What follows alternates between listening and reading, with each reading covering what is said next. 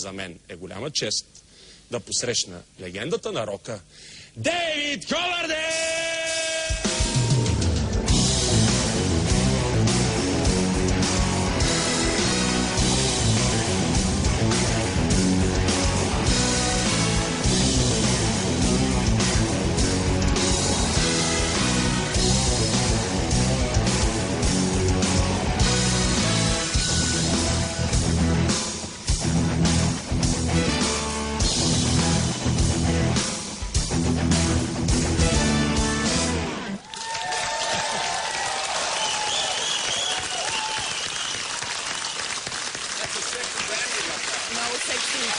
Надявам се да ти хареса.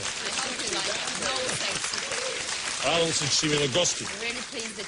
Не знам дали преводачът ти преведе в началото това, което казах, но ще го кажа синтезирано. Знам от един мой колега, че човек е толкова голям, колкото са му големи мечтите. Но аз не си мислех, че ще съм чак толкова голям мечтател. Чак така да си стоим, да си говорим. Говоря, като бях по-малък. За втори път си в България. Как се чувстваш в България? За мен е удоволствие да бъда тук.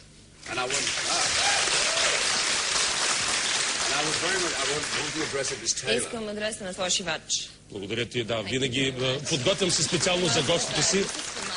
Това е специалното фешън рае за 2003. Вижте какво е направил хотелската пералня от моята риса. Бе, да знам, ти си по-готин. Обичаш бялото? На повече си концерти си с бял. Много харесвам бяло, защото такава ми е змията. Такава ти е каква? Върви ми с змията. White Snake, да. На кого е кръстено? На жена ли е кръстена тая група? На пениса си.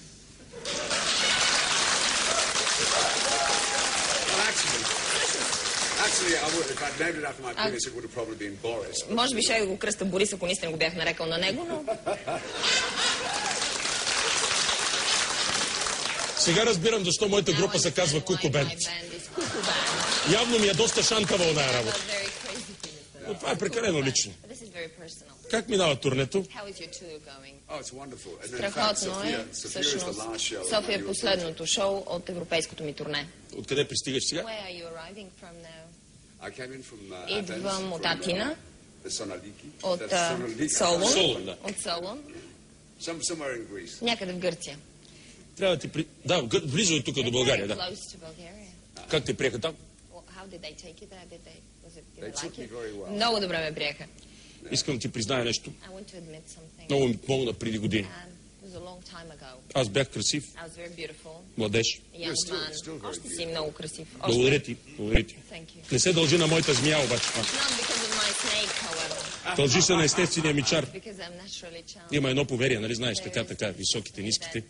Явно и аз съм от тях. Но това пак казвам, много лично. Но бях тогава много... Продължах да бъда красив, но бях доста стеснителен. На една твоя балада танцувах с първата си любов. Маргарита се казваше. Музиката супер. Аз съм готин. Но с гаджето не се получи. С пистола ли имаше? Пистолета ли имаше проблем?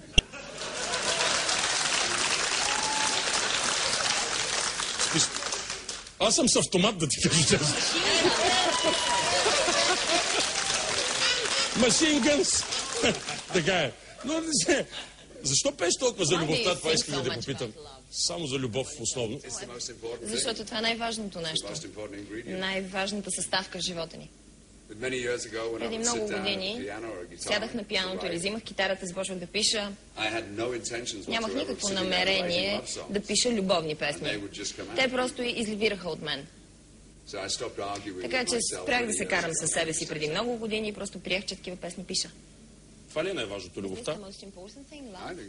Така мисля, да. С любов към един към друг. Защото за мен в момента нещата излизат от баланс. Защото няма достатъчно любов. Защо? Това е едно от нещата, които трябва да научаваме в живота си. За жалост, примерно дъщеря ми има много добра политическа ориентация и е ангажирана политически, тя е на 24-25. Преди години бяхме седнали с една карта и слагахме кърфици, там където има някакви проблеми, има насилие по света или войни в момента, имаше кърфици по цялата карта.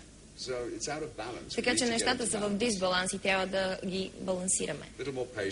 Малко повече търпение, трябва малко повече разбирателство. А защо любовта остана в онова време някакси, 70-те, 80-те? Някакси тогава беше доста по-нормално и да се пее за любов, и песните бяха доста по-романтични, по-сентиментални. Не зная всъщност. Много не харесвам романтичното и сентименталното. Пея най-вече за хоризонталните, върховите и ниските моменти в това чувство. Вярно ли, че ставаш много рано? Освен това пее и за брадавиците и за пъпките на любовта. Така ли? Точно така. Не пея всъщност само за романтични, прекрасни неща. Любовта ни. Пея за зърна и за топки. Големи топки. Ела, по-близо. Те просто смятах, че любовта изключва брадавици, пъпки и цири. Къде е ракията? Ванка! Сега ще дойде. Подготвя. Сега ще дойде ракията. Мислех, че любовта изключва брадавици.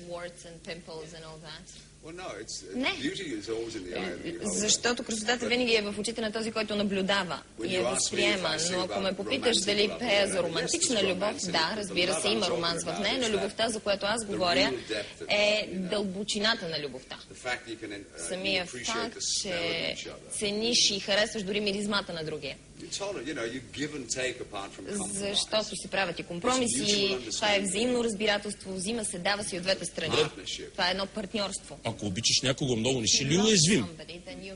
Ако, да речем, те напусне, да ти причини болка. Само ако си позволиш, само ако ти си позволиш на себе си да бъдеш такъв. Доста е страшничко да си отвориш сърцето пред другия. Много е страшно да се отвориш, така че да получаваш от другия. Ти правил ли си го? Виктор! Това е Ванка. Да, Ванка, да. О, Ванка, да.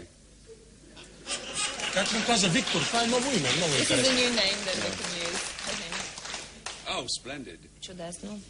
So I'll have this. What are you having? Аз ще си пина те двете, а ти какво ще пиеш? Oh.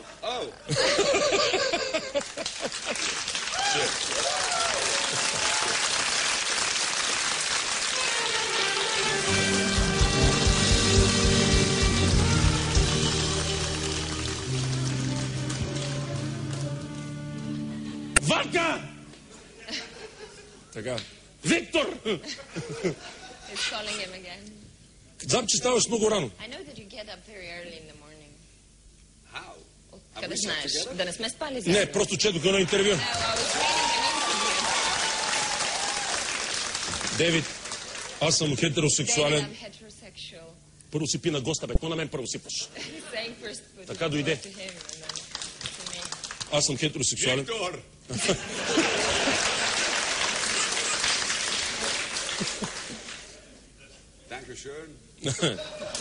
На българския благодаря. Thank you.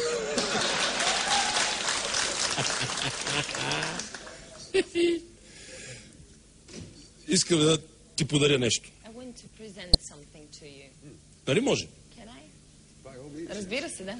Реших, че заради песните и заради любовта си емоционален човек. Не знам дали сантиментален. Дали това са само приказки. Дали си толкова неуязвим. Не можеш да бъдеш ранен. Аз не говоря добре английски, но текстовете на песните мисля, че си сантиментален. В България много от твоите песни живеят собствен живот. Стотици музиканти от всякакви грачета се опитваха да ги изпълняват и по този начин те се опитваха да приличат на тебе. Това бих искал да ти подарим една твоя песен. Искам да ти представя един човек, който много обича и много уважавам. Той се казва Звезди. Звезди, заповядай.